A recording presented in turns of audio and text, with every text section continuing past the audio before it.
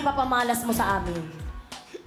Swerte, walang malas, Ate Mela. Hindi tayo magpapamalas. Magpapaswerte. Ang galing lumugot nito si Argel, ha? Ang galing talaga nito ni Argel. Pero, Chef, ganun. Magpapaswerte, magpapaswerte. Huwag mong lahatin. Paano naman kami?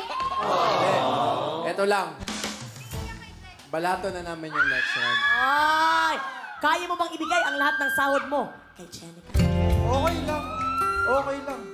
Kahit wala lang matira sa akin, okay lang. Benedix at Argel, balik trabaho na tayo. Extra sipagan na para sa pasahod worth 5,000 pesos. Kaya naman din diretso na ni partner. Eto na ang job una. Number 5. Partner, muntikan ka na dun, ha? Mga boss, may extra boss powers po kayo sa Job Order 5. Mag-login na sa pi.com.ph. Mga boss, pumili na kung ang ibibigay niyong Job Order 5 kina Benedix at Argel ay utos o tanong.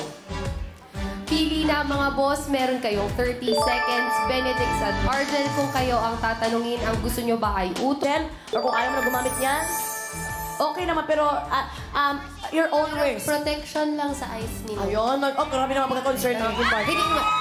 Lahat sinasabihan. Lahat sinasabihan ko na... Sorry, partner. Kaya na nga si partner nagagalit na baka mapalo niya ako mamaya.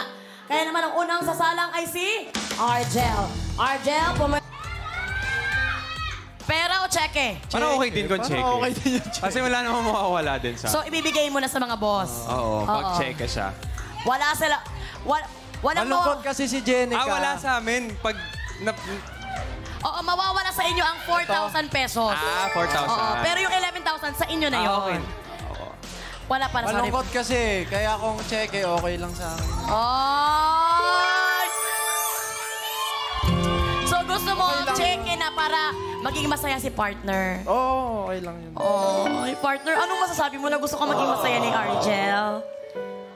Wala siyang masasabi. Dahil mamaya sasaktan na niya ako. Kaya naman, narito na ang huling blue na